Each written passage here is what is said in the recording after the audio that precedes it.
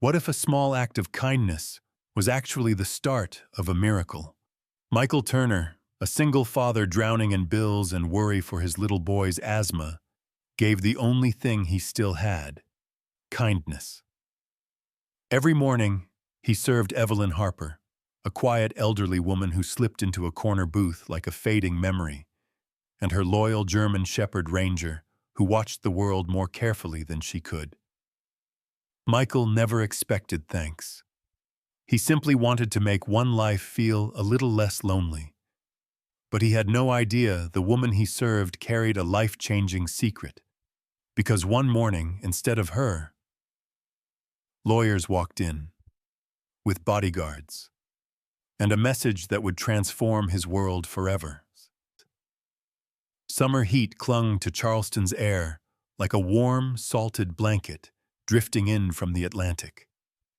The sun had barely risen, yet its glow already painted the horizon gold as the first streetcars rattled awake. Inside Harbor Light Diner, a modest establishment wrapped in retro red bricks and a flickering neon sign, Michael Turner began another day that demanded far more than it offered. Michael, a 32-year-old white American, carried exhaustion in the soft slump of his shoulders. Years of single fatherhood had carved tenderness and worry into the lines near his hazel eyes. His sandy brown hair was always tousled by morning winds and hurried showers taken at 4:15 a.m. Standing 6 feet tall, he had the sturdy frame of someone once athletic, now worn thin by responsibility rather than time. His plain white t-shirt and faded jeans smelled faintly of coffee grounds and dish soap, scents of a life on pause. Yet beneath the fatigue lived something stubborn, a heart that refused to turn hard. His kindness was not flashy. It was quiet, almost shy. Even when life punished him for it, he still couldn't help but care. The diner's bell chimed, a small metallic chime that echoed like a tired heartbeat. Michael tied his apron, glancing at the handwritten schedule taped behind the counter. 6 days a week. Always the early shift. Always just enough hours to survive. Never enough to breathe. In a few hours, he would pick up Noah Turner, his son, 6 years old, a delicate boy with pale skin and sandy lashes framing bright blue eyes, often clouded by the wheeze of asthma. Noah was small for his age, with a rib cage that rose and fell too fast whenever dust or pollen dared to challenge him. To Michael, Noah wasn't fragile, just fighting battles his little lungs shouldn't have to fight. Thinking of Noah stirred a warmth in Michael's chest that pushed away the ache in his bones. Every note he left on the kitchen table, "Remember your inhaler. Dad loves you," was a shield against a world too sharp for such a gentle child. By 6:45, the first regulars wandered in, each carrying their own morning burdens. Tom Bradley, a fatherly man in his mid-50s, with a mustache stained by too many cups of diner coffee, gave Michael a polite nod. Tom was an electrician with hands like sandpaper, scraped stories of work that never quite paid enough. His temper once flared easily, shaped by years of layoffs, but he softened whenever he saw Michael rushing to flip pancakes with one hand while checking his phone for Noah's school updates with the other. Then came Hannah Wells, the local librarian, tall and slight with straight chestnut hair clipped back neatly. She wore glasses she constantly nudged up nervously whenever someone spoke too loudly. Hannah saw kindness like rare gemstones. She collected every trace of it she found in Michael, saving tiny smiles in her heart art, but never daring to say a word.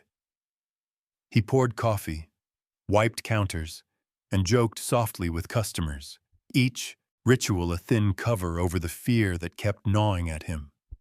The unpaid bills, the medicine, the rent he was late on again.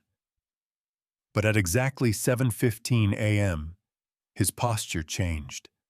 just slightly. The bell above the door chimed again.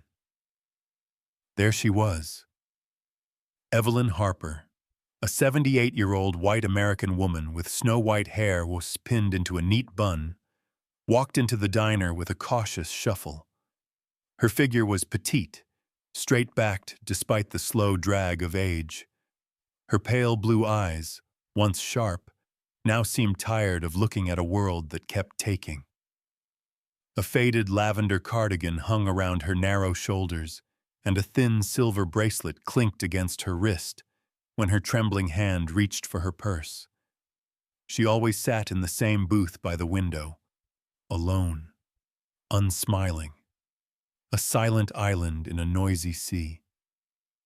But Michael saw more than loneliness. He saw grief tucked into her wrinkles, a heart that once held someone dear and no longer knew where to put its love. He approached, gentle as morning light. "Good morning, ma'am," he said, placing a cup of black coffee in front of her. No response.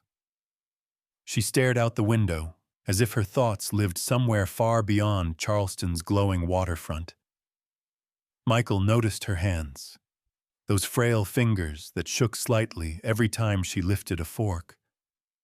Without asking, he cut her toast into 4 neat squares. It was a small gesture, a harmless one, something to make her day a fraction easier. Evelyn didn't thank him. She never did. But Michael believed even unspoken gratitude could still warm the air between two people. He smiled anyway, because kindness, in his world, was the only currency he had left. What he didn't know, what no one could guess, was that this fragile ritual, this quiet compassion, would soon ignite a chain of miracles that would change his and Noah's life forever. And that the lonely woman staring out the window might not be as ordinary or as alone as she seemed. Morning sunlight in Charleston sharpened into a white-hot glare as the day grew busier. Harbor Light Diner hummed with clinking plates, sizzling bacon, and quiet chatter. The predictable symphony that helped Michael Turner hold his world together.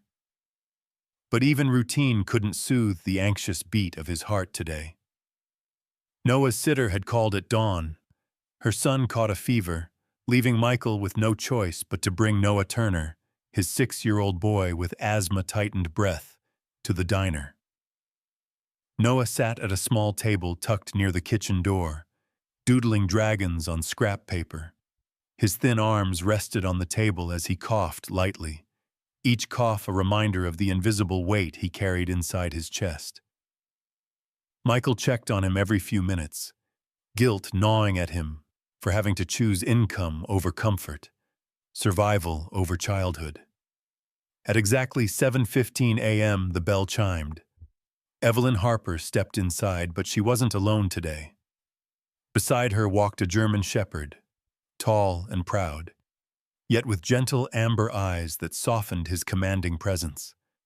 His fur shimmered caramel and black beneath the diner's fluorescent lights, and his pointed ears flicked constantly as if they monitored every sound in the room. He moved close to Evelyn's side, matching her slow steps with instinctive loyalty. His collar tag read, "Ranger, 5 years old." Ranger wasn't just any dog. His controlled gait suggested professional training. There was discipline in the way he sat, always placing himself between Evelyn and the open floor, as if guarding something precious. Michael approached, wiping nervous palms on his apron. "Good morning, Mrs. Harper," he said softly.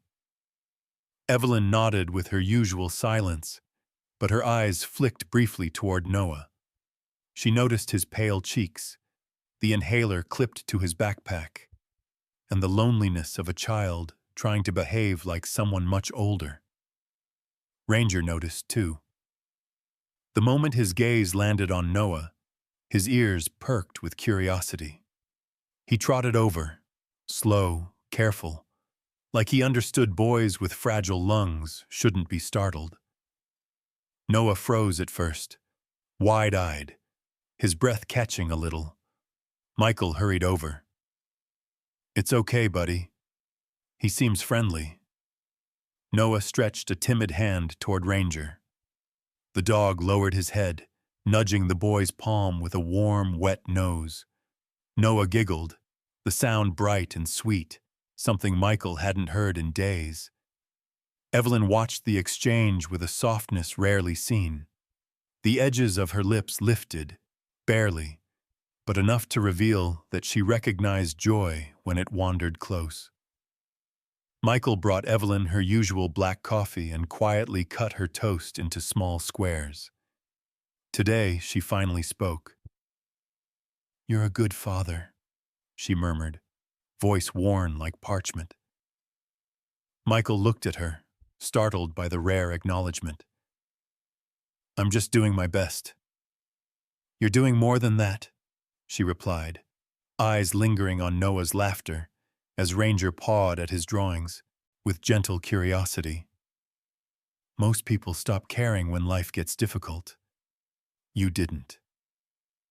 Her words pierced straight into the hollows of his exhaustion. He wanted to thank her, but his throat tightened. Instead, he cleared a few plates from the counter, afraid that if he stood still, the emotions in his chest might spill out. Customers noticed the unshakable dog and the smiling child. Whispers fluttered around the diner. Mark Simmons, a middle-aged truck driver with a bald head and sunburnt skin from long highway days, grinned at the scene. His deep, gravelly voice carried across the room. "That's one hero dog you got there, ma'am." Mark was tough on the surface, but soft around animals. He gave Ranger a thumbs up before returning to his newspaper. Ranger stayed beside Noah for the next hour, protecting, entertaining, and occasionally nudging him to remind him to breathe slower, steadier. Noah's coughs grew lighter, his shoulders less tense. Michael saw it too and silently thanked the universe for sending comfort in the shape of a four-legged guardian. Before leaving, Evelyn leaned down, whispering to Ranger, who then lifted his paw to Noah in a perfect handshake. Noah squealed with delight. Evelyn's pale blue eyes shimmered with a distant memory, one filled with laughter, chessboards, and a child she once cherished. "I'll see you both tomorrow," she said gently, a promise instead of her usual silence. Michael smiled, unaware that this small shift, this seemingly ordinary morning, was the first sign that his life was about to be rewritten, and that the fierce yet tender German shepherd now watching over his son would soon become the greatest blessing he never knew he needed. The next Monday dawned over Charleston with a strange stillness, a humidity so thick it clung to the skin like cling film. Inside Harbor Light Diner, Michael Turner moved faster than usual, nerves flickering in his chest. He was preparing the window table exactly as Evelyn Harper preferred. Black coffee steaming, toast cut neatly into 4 squares, silverware aligned perfectly. Ranger wasn't here today, and Noah wasn't either. He was at school, though he'd begged Michael to bring Ranger back to visit soon. But as the clock neared 7:15 a.m., Michael felt a drip of unease melting into his bloodstream. The bell chimed for others, customers slipped into booths, chatter swelled, coffee pots emptied and refilled, but the door didn't open for her. For them. The booth by the window looked wrong, alive with expectation, yet painfully vacant. 7:30 passed, then 7:45. Michael's heart pounded with worry he couldn't explain.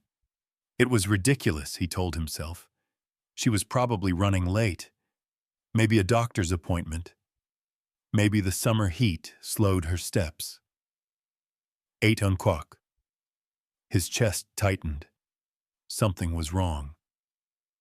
Denise Clark, The 49-year-old waitress who had worked at the diner longer than the neon sign had been flickering, noticed his anxious glances. Denise was short, sturdy, with ash-brown hair tied in a messy bun, and a voice that could tame rowdy truckers. She was blunt to everyone, especially Michael. Sometimes too blunt. "She's an old lady, sweetheart," Denise said, balancing a tray effortlessly. "Maybe she got a better breakfast somewhere else."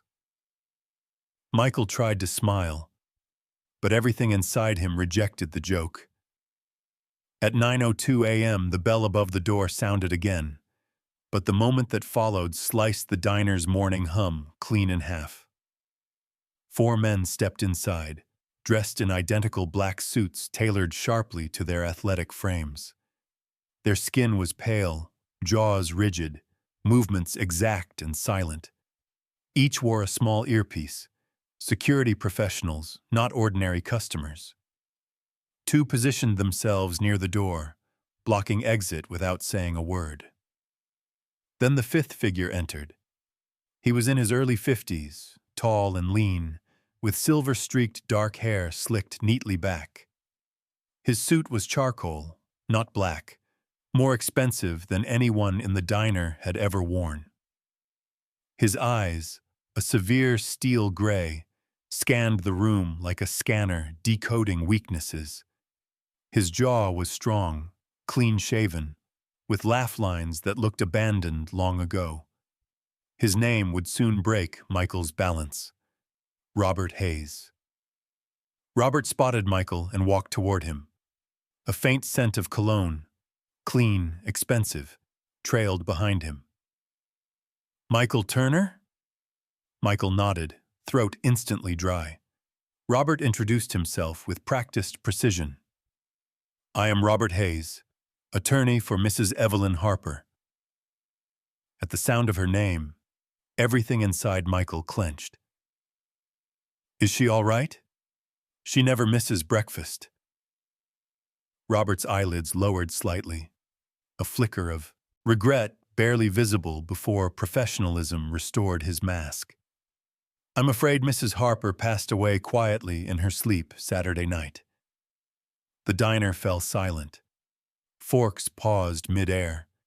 Even the griddle hiss seemed to hold its breath. Michael staggered backward, hand gripping the counter for balance. He didn't understand why grief hit so fast, so fiercely. She had barely spoken to him. She had never hugged him, never smiled long enough for him to see her teeth. Yet she had seen his heart, and he had seen her loneliness. Robert continued, voice controlled. "Mrs. Harper left very specific instructions. You are requested at once to hear the reading of her final wishes." Michael shook his head slightly, dozed. "I only served her breakfast." Robert's gaze softened, just a fraction. She believed that sometimes kindness speaks louder than history. The bodyguards closed around them in a careful, protective circle, not threatening, but undeniable. Michael's co-workers stared, stunned. Tom Bradley, the mustached electrician, whispered a stunned prayer. Hannah, the librarian, pressed her trembling fingers to her lips. Even Denise, usually armed with sarcasm, looked struck silent by the gravity of the scene. Robert Hayes gestured toward the door, one eyebrow raised with firm expectation. "Please gather your belongings. A car is waiting outside." Michael's pulse hammered in his ears. The world blurred at the edges. He untied his apron shakily and turned to Denise. "Can you tell Noah's school I'll be a little late?" Denise nodded, eyes softening in rare sympathy. "Go." With the entire diner watching, Michael followed Robert and the security team outside. A long black Lincoln awaited, its surface reflecting the glare of summer sun like obsidian glass. As the door opened, a wave of cold air brushed Michael's skin, a chill too stark for a July morning. He slid into the leather seat, the car door sealing shut behind him. And just like that, the simple life he had always known was replaced with a quiet thunder of unanswered questions.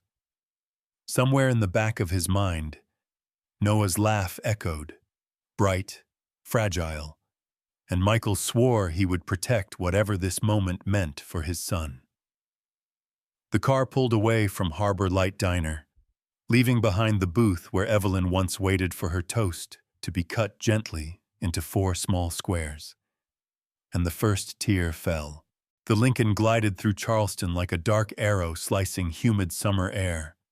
Inside, Michael Turner sat rigid, his rough hands squeezed together so tightly his knuckles turned white.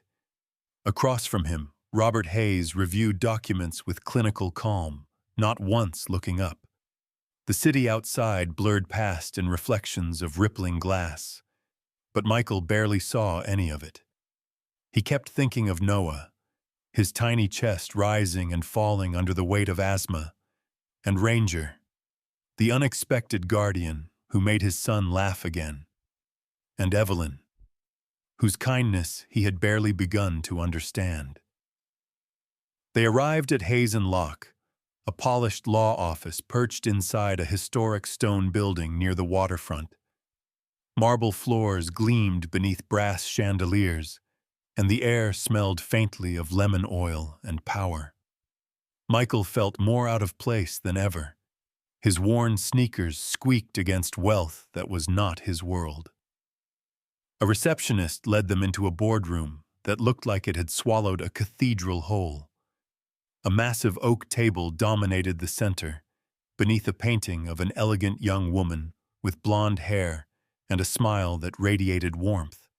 Evelyn, many years earlier, before grief carved quiet into her eyes. 2 people were already waiting. The first was Victoria Harper, Evelyn's daughter-in-law. She was a striking woman in her mid-50s, tall, slender, polished. Her platinum blonde bob framed sharp cheekbones and icy gray eyes heavy with entitlement. She wore a navy silk dress and an expression that suggested life owed her more than it ever delivered. Victoria's fingers, tipped with perfect French nails, drummed impatiently on the table. Her voice matched her appearance. Elegant, but sharp enough to cut. Beside her sat Chase Harper, Evelyn's grandson. Chase was around 27, with a fitness trainer's build, a chiseled jawline, and perfectly styled sandy blonde hair. His clothes screamed designer labels, pale blue dress shirt tucked into tailored pants, but his posture, slouched and annoyed, betrayed arrogance rather than discipline. A faint shadow of stubble darkened his chin, an attempt at rugged charm undone by the selfish curl of his lips. His eyes, steel blue like his mother's, flicked to Michael with contempt, as if a single father in diner clothes had contaminated the room. Victoria didn't hide her disapproval. "Who exactly is he?" Robert answered evenly. "Mr. Turner is here by Mrs. Harper's explicit instruction." Chase scoffed. "The waitress's pet charity case? She barely talked to anyone." Michael's jaw clenched, but he remained quiet. This wasn't about pride. It was about understanding why Evelyn had chosen him. Robert cleared his throat and began reading. "This is the last will and testament of Evelyn Grace Harper." His voice filled the cavernous room, turning law into fate. He moved through standard bequests first, a trust fund for Victoria, a sum for Chase, each amount significant, yet both. Harper heirs seemed unimpressed, as if anything less than total inheritance was an insult. Then Robert turned a page. His voice softened with respect. "To Michael Turner, whose kindness required neither recognition nor reward."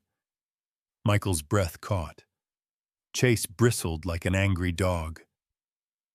"I leave a financial gift to ease his burdens and support his son Noah's medical needs without fear or strain." Robert paused to let the number sink in. $450,000. Enough to erase every debt Michael had ever feared. Enough to rewrite Noah's future. Victoria gasped. "This is outrageous." But Robert wasn't finished. "Furthermore, to Mr. Turner, I leave ownership of Harbor Light Diner, a place that reminds me of the joy my husband and I once hoped to create.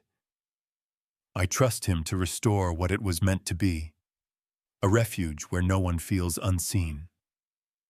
Michael's heart stopped. The diner, his workplace, his grind, his survival was now his. Chase exploded, rising from his chair. "This is insane! My grandmother barely spoke to him." Robert's gaze sharpened like a blade. "She spoke to everyone through action, and she observed more than you think." Victoria pressed her palm to her temple, trembling between fury and disbelief. Chase paced like a caged wolf, snarling half-formed threats. But Michael heard none of it clearly anymore. His ears filled with the sound of Noah's laughter, the promise of inhalers fully paid, nights without panic, mornings without fear. He saw Evelyn's pale eyes watching him cut her toast. He saw Ranger placing a gentle paw in his son's small hand. He realized then that her silence had always been full of meaning, and her final act was the loudest truth she could leave behind. Robert closed the folder. "That concludes the will." Michael sat motionless, a thin tear slipping free, not only for Evelyn's death, but for the way she had seen him when the world tried its best not to. And in that boardroom of wealth and bitterness, the life of a single father who never stopped caring finally began to change. And when the Lincoln returned to Harbor Light Diner, the sun hung high above Charleston, scattering bright ribbons of heat across the streets. Michael Turner stepped out of the car with legs that still felt like borrowed bones, unsteady, unsure if the ground beneath him belonged to him anymore. The diner looked the same from outside. The flickering neon sign, the chipped red bricks, the familiar smudge on the window. But nothing inside Michael was the same. He pushed open the door. The bell chimed, hesitant, as if sensing the change. Customers turned to look. Conversations quieted. Michael's coworkers froze mid-motion, as though someone had pressed pause. Denise Clark, the no-nonsense waitress with the messy bun and the blunt tongue, stood with a tray of burgers balanced on one palm. Her brown eyes flashed with suspicion first, then something that resembled curiosity. "Well," she demanded, "you get arrested or crowned king? Can never tell these days." Tom Bradley, the electrician regular with a mustard-tinted mustache, leaned forward from his booth, brow creased with worry more than gossip. Meanwhile, Hannah Wells, the quiet librarian, peeked from behind her glasses, hope flickering like a candle inside her shy gaze. Michael set a folder gently on the counter. His throat tightened. "I own this place now," he said, voice trembling on the edge of disbelief. Silence struck like thunder. A fork clattered. Denise's tray lowered slowly until it met the table. Then she barked out a laugh, sharp but filled with relief. "Well, I'll be damned. About time this place got in better hands." Tom grinned so wide his eyes nearly disappeared. Hannah pressed a hand to her heart, a smile blooming with quiet pride. Michael wasn't finished. "And I got enough money to pay off debts, Noah's medical bills too." The reactions were louder this time. A small cheer from the kitchen, a toast raised by Mark, the truck driver. Someone slapped him on the back. Someone else wiped away tears they didn't want seen. But Michael's heart was already racing toward the door. toward where he needed to be most. Moments later, he arrived at Noah's elementary school. It was pickup time, and children poured out like a wave of giggles and backpacks. Noah spotted him immediately, his sandy hair bouncing, his inhaler peeking from his pocket. "Dad, you're early!" Michael knelt and scooped his son into his arms, holding him long enough for the world to steady again. "We've got something to talk about," he whispered into Noah's hair. "Good news. Big news." Before the boy could ask, a joyful bark exploded behind them. Ranger sprinted across the schoolyard, his powerful legs kicking up dust, his tail whipping wildly. Attached to his leash was a woman in her 30s, Emily Brooks, the temporary caretaker arranged through the lawyer. Emily had friendly freckles dusting her fair skin and curly red hair pulled into a practical ponytail. She looked kind. Someone who'd grown up around dogs and never stopped loving them. "Looks like someone missed you," she said, with a warm smile. Ranger nearly knocked Noah over before nestling against him protectively. Noah wheezed a little from excitement, but Ranger seemed to notice. He slowed, pressing his head softly into the boy's chest, guiding his breathing. Michael watched, amazed. "Dad," Noah said, eyes sparkling. "Can Ranger stay with us, please?" Michael hesitated only long enough to blink away the last shards of doubt that life still required caution. "Yes," he said. "Ranger's part of our family now." The boy cheered. Ranger barked once, triumphantly. Emily smiled wider, pleased to deliver happiness the world had delayed too long. That evening, Harbor Light Diner looked different. The staff had tied up balloons they found in a supply closet. Customers congratulated Michael like they were celebrating one of their own, because in a way, they were. The diner wasn't just a business anymore. It was home. Michael carried Noah in his arm, Ranger trotting proudly beside them. He paused by the window booth, the seat that still belonged to Evelyn Harper. A single fresh daisy sat in a mug, bright and hopeful. Michael whispered, "Thank you." His voice carried upward, like a prayer dressed as gratitude. Noah slid into the booth, setting down his chess set, bought with his grandma and everything but Blood's secret wishes. "Teach me, Dad?" Michael smiled and sat across from him. "Always." Ranger curled up at their feet, the diner's soft lights shining in his loyal eyes. Outside, summer night embraced Charleston with warm breezes and distant gull cries. Inside, a father, a son, and a guardian dog started the life Evelyn had seen hidden inside their kindness long before they ever believed it themselves. And Harbor Light Diner finally lived up to its name, a place where hearts could rest. In a world where exhaustion weighs on the heart to heart, and hope feels like a rare stranger, sometimes God sends help in the most ordinary disguises. A tired waitress, a lonely old woman, a single dad trying his best, or even a faithful German shepherd with eyes that understand fear and chase it away. Maybe miracles don't always arrive with thunder or angels in shining robes. Maybe they arrive as small acts of kindness, a cup of coffee shared, a hand steadying someone's trembling fingers, a dog reminding a fragile child to breathe.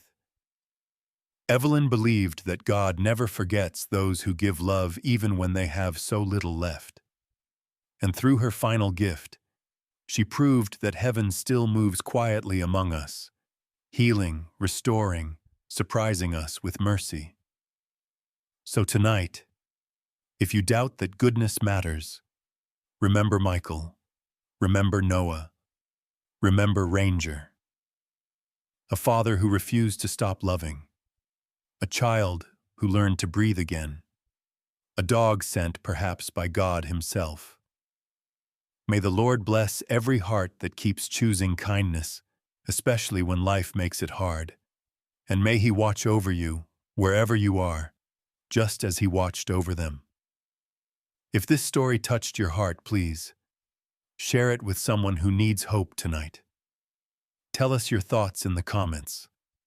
We love hearing from you, and subscribe so you won't miss the next reminder that miracles are still real. God bless you and your family. Today, tomorrow, and always.